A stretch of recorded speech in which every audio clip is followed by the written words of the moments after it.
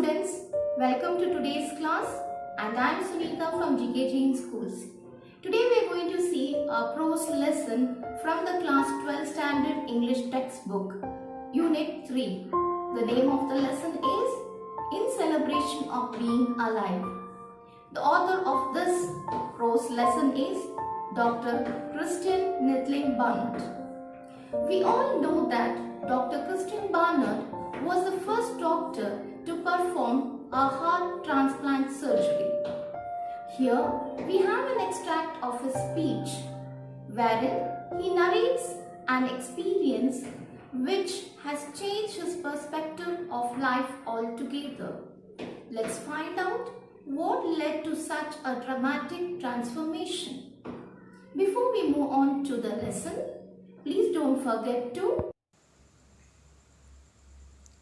like, subscribe and press on to the bell icon. About the author. Christian Barnett was born in rural South Africa in 1922 to poor parents as their fourth child. He evinced great interest in his academics and was determined to pursue medicine after the loss of his brother to a cardiac ailment. He won many scholarships and pursued his higher studies, specializing in cardiac surgery. As a cardiac surgeon, Barnett focused on congenital and complicated cardiac conditions for which there was no cure at that time. After experimenting with heart transplantation on animals, he performed the world's first human-to-human heart transplant in the year 1967. He gained worldwide recognition and went on to develop many surgery techniques which are being adopted till date. Barnett has penned 14 books and 235 scientific articles that have been published in reputed journals. Some of his books are One Life, 50 Ways to a Healthy Heart, The Best Medicine, and The Faith. A pioneer in cardiac surgery, he obtained a doctorate in medicine from the University of Cape Town. This was followed by 11 honorary doctorates bestowed upon him by universities all over the world. He has also received 36 international awards. In his last years, he established the Christian Barnett Foundation to serve and promote the cause of underprivileged children throughout the world and died at the age of 78 in the year 2001. Summary of the lesson in celebration of being alive. Dr. Barnett begins by saying that he could not understand the purpose of suffering. He provides a general idea of the number of children who die or are ill physically or mentally. He also gives us a personal anecdote in which he and his wife were in an accident while crossing a road. A car hit him and knocked him into his wife. She was thrown on the other line and was hit by a car from the opposite direction.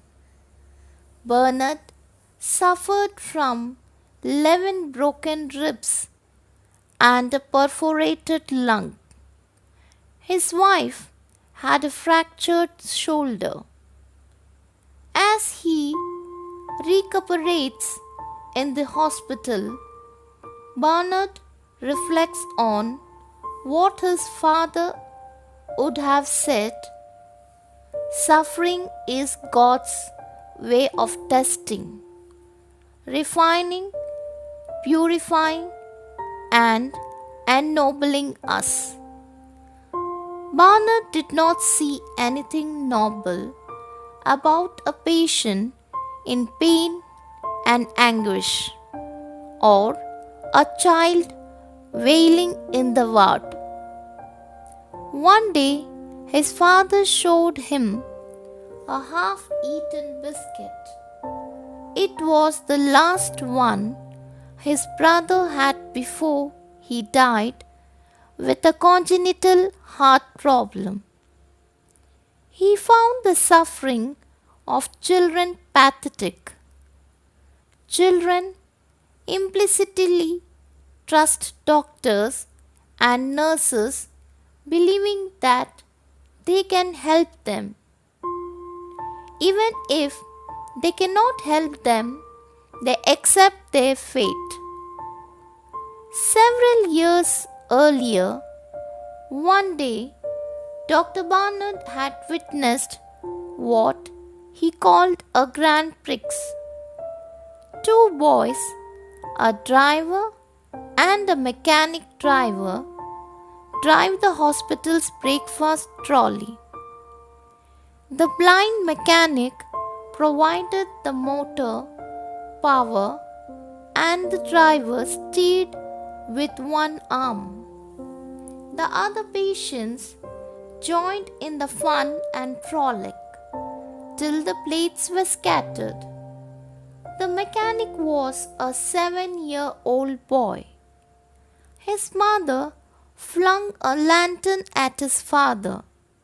The lantern missed its mark and broke on the boy's head, resulting in the 3rd-degree burns and loss of eyesight. At that time of Grand Prix, he was a sight to look at. He had been earlier operated upon by Dr. Barnard for a hole in his heart. He was in the hospital now for a malignant tumor of the bone. His shoulder and arm had been amputated. There was little hope of his recovery. Dr. Barnard learned an important lesson about life from these boys. The business of living is the celebration of being alive. Dr. Barnard realized that it is not what you have lost that is important, but what you have been left with.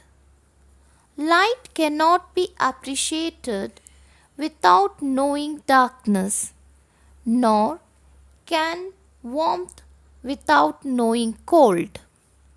The lesson ends with the conclusion that suffering is a part of life, and suffering makes an individual stronger and stronger.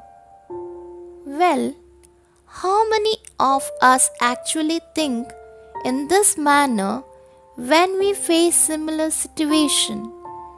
In fact, sometimes we lead our lives so robotic that we forget to be ourselves and enjoy life in the true sense.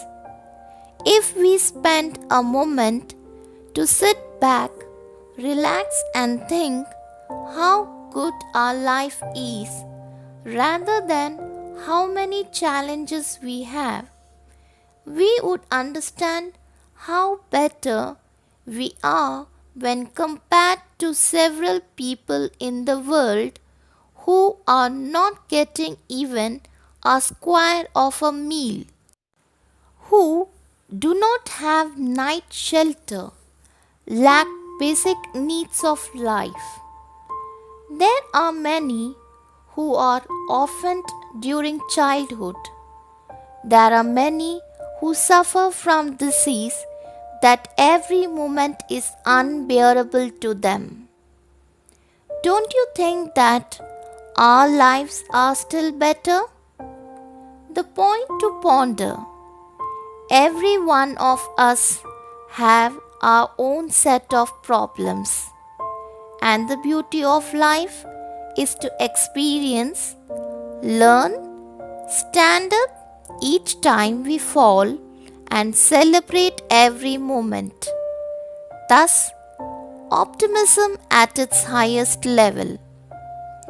The Almighty has crafted each individual diligently, enabling him to learn, unlearn, experience, and celebrate for being alive. Life is just a sequel of experience. Let us learn to celebrate every experience, every moment, every breath of life, and live in joy.